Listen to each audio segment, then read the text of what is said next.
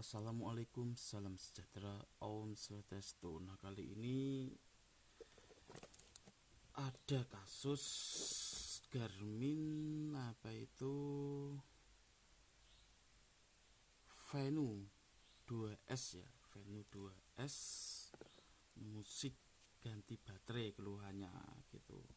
Jadi di sini sudah bongkaran terlebih dulu ya. Masih dari Jawa Timur, Banyuwangi ya, Banyuwangi, dikirim kepada saya atas nama Kualit Kabupaten Masatan Group Desa Kenduran RT 5 RW 5 Kecamatan Udung Kabupaten Demak Jawa Tengah bosku. Langsung to the point saja karena udah dibongkar berarti ada kisah di baliknya gitu. Konfirmasi user dengan keluhan minta ganti baterai. Oke, baterai udah ready gitu ya. Baterainya sudah ready. Namun setelah saya bongkar ternyata ini bekas bongkaran dari teknisi sebelumnya gitu. Dan keluhannya akan kita bedah di sini, langsung to the point saja. Nah, di sini touchscreen-nya enggak bisa gitu. Nah, ini kan enggak bisa kan. Seharusnya kan bisa, touchscreen-nya ini enggak bisa. Nah, gitu ya. Kita akan simak karena sudah ditangani teknisi gadungan ya, teknisi borongan yang bisa servis semuanya termasuk bom nuklir Amerika dan Iran. Langsung tuh the point saja bosku, kita eksekusi. Sebelumnya kita berdoa dulu, mudah-mudahan malam hari ini diberikan kemudahan oleh Tuhan Yang Maha Kuasa dengan dipermudahkan segala urusan kita dimanapun berada. Amin amin ya robbal alamin.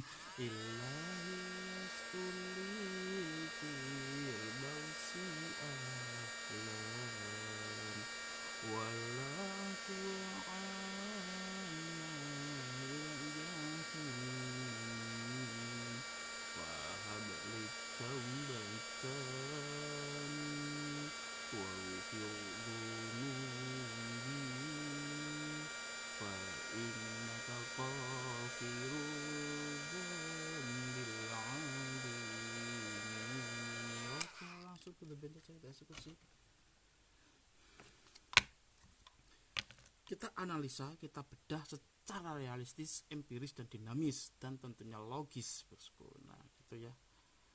Oke.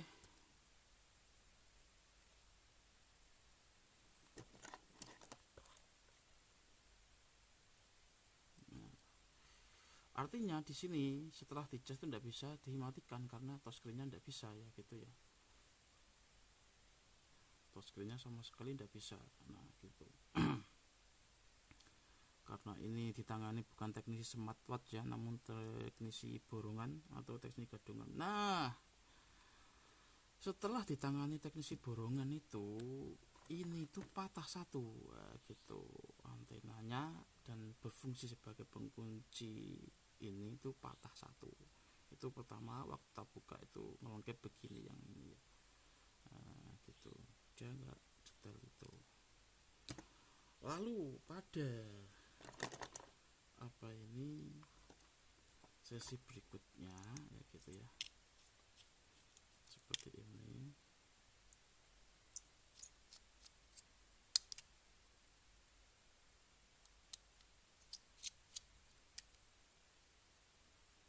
Oke.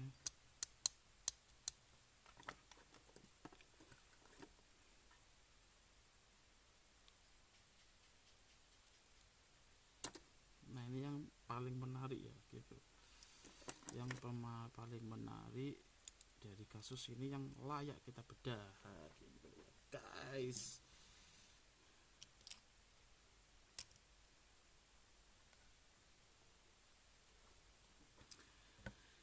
Yang pertama kita dapat simpulkan di sini yang kita bisa lihat ini ya.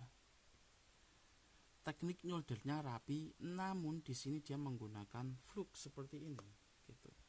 Saat menggunakan flux seperti ini, cairan flux sudah rapi.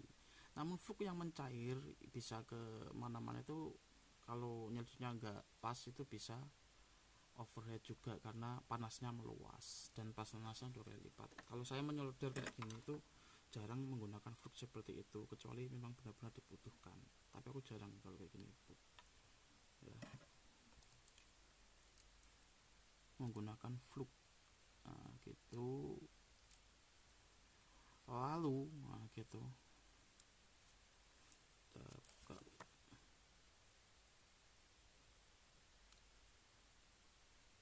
kita gunakan ini saja.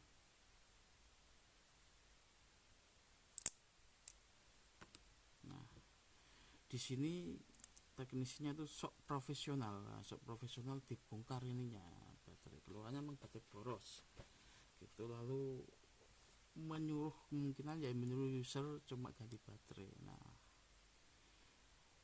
ini kasusnya yang perlu disoroti di sini. Kalau hanya ganti baterai beres, nah konten-kontennya kan ganti baterai ya lah, gitu maksudnya kan gitu, kontennya ganti baterai. Kalau cuma hanya dengan ganti baterai beres masalahnya, maka sudah pasti diganti oleh teknisi gaduhan itu lebih dulu. Paham nggak maksud saya? Gitu, nggak menyuruh ganti baterai. Nah, gitu. Kalau hanya dengan diganti baterai masalahnya beres. Gitu. Lalu tak konfirmasikan ke user, ini keluhannya apa ganti baterai. Nah, oke, gitu ya.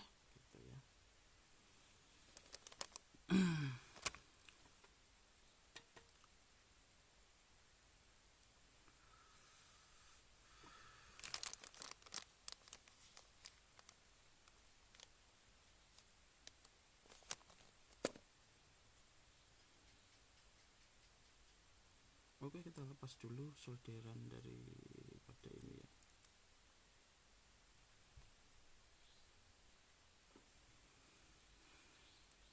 Jadi setelah ini tuh dia menggunakan flux ya, jenis-jenis flux seperti ini ya. Gitu. Aku saja itu tidak pernah menggunakan flux seperti ini, bosku. Kita bersihkan dulu fluxnya ya. Aku menggunakan flux seperti ini tuh hanya untuk rebel IC. Kecuali solderan-solderan yang membutuhkan. Ini solderan seperti ini tuh tidak membutuhkan flux sebenarnya ya, gitu.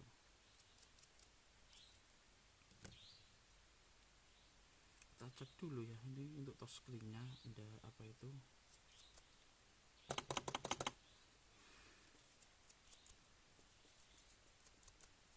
Ada touchscreen-nya itu tidak berfungsi ya, dari sana, dan juga baterai boros, otomatis ada kerusakan network. Oke, kita persingkat. Yang pertama kita lihat dulu di monitor softwarenya ya, ada tahapan pada proses ini. Kita cek pada tahapan pertama, tahapan kedua, tahapan ketiga, sampai endingnya kita ketemu dan bisa menyimpulkan kerusakannya di mana. Karena pada masalah kerusakan yang sama itu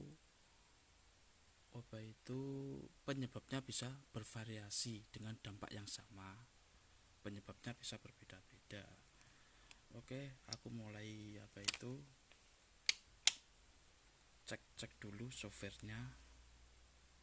Next ya, ini masih stuck di logo 3 ya, segitiga ya ini.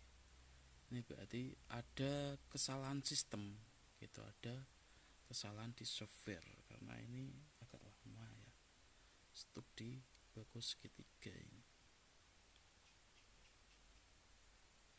Pada tahapan pertama ini setelah kita cek, ini LCD-nya itu masih tidak bisa ya gitu.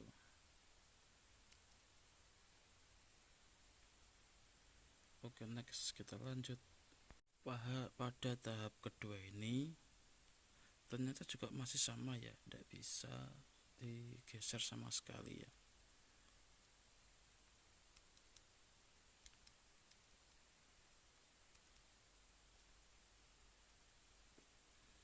Oke, next kita lanjut.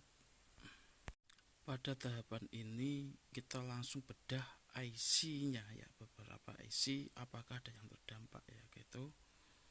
Kita cek, kita pelajari ya IC-nya ini ya, bosku. Ini tuh lebih rumit ya. Teknik rebelnya itu juga rumit ini ya, harus benar-benar ahli kalau ini di bidangnya ya. Ini putus satu, nanti kita sambung. Next. Alhamdulillah bosku, setelah kita lakukan uji lab di laboratorium saya, penyebab baterai boros itu kerusakannya ada di komponen ini ya, gitu, kecil ini ya. Nah ini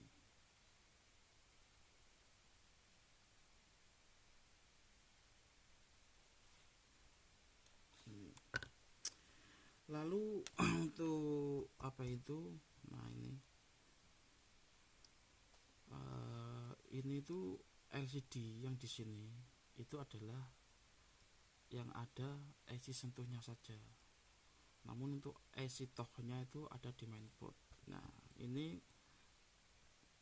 kemungkinan awalnya cuma keluarnya baterai boros ya, gitu. Setelah di otak-adik teknisi gadungan ya gitu, teknisi palsu yang memang nggak tahu letak-letak komponen, itu kerusakannya sekarang di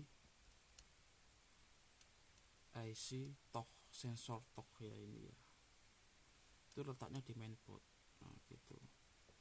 Jadi dari teknisi palsu itu sudah tak jajahi itu kontennya, cuma ganti baterai gitu aja gitu. Ganti baterai apa juga gak tahu. Yang banyak larian situ dari ke sini ya. Setelah itu begini intinya gitu ya. Si teknisi nya itu nyongkel konektor itu dengan alat seperti ini, dengan alat-alat model besi seperti ini ya. Nah, saat nyongkel begini itu kena kers ya, situ yang pecah tadi tak lab, aku tak cari, ternyata bawahnya ini pecah les ya, gitu. Aku tak lab ya nyongkelnya begini kers, nah itu kena. Makanya kalau aku seringnya menggunakan ini tuh seperti itu ya, itu tuh harus paham letak-letak komponen, resikonya apa gitu. Namun untuk meminimaliskan resiko, aku menggunakan plastik seperti ini. Jadi saat nyongkel gini tekanannya itu makanya nggak begini, nyongkelnya tarik ke atas begini gitu ya. Untuk kerusakan kenapa aku ini tuh short ya, komponen itu short. Kita bisa lihat di sini ya komponennya, kita cek.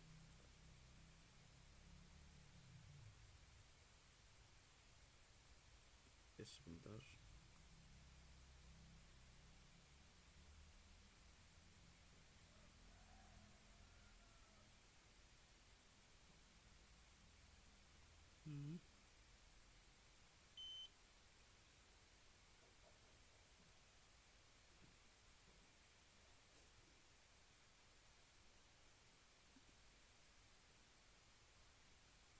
Oke, tidak benar.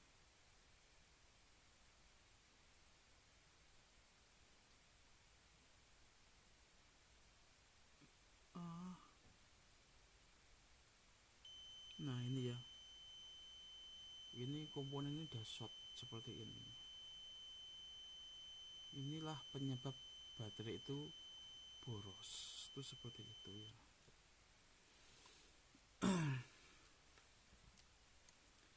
Jadi terserah bagaimana gitu, teknisi pun macam-macam ya, keahliannya juga macam-macam. Salah penanganan di awal maka dampaknya mengerikan seperti itu ya, karena memang bukan pada bidangnya. Untuk yang ada di LCD ini itu adanya adalah IC sentuh seperti ini, dia nyala. Nah, tapi untuk touchscreen-nya ini itu ada di mainboard gitu ya. Nah gitu, salah penanganan di awal maka gitu, sesuatu yang ditangani bukan ahlinya maka akan terjadi kerusakan. Nah, padahal aku yang putih ini ready, baterainya ready ya gitu.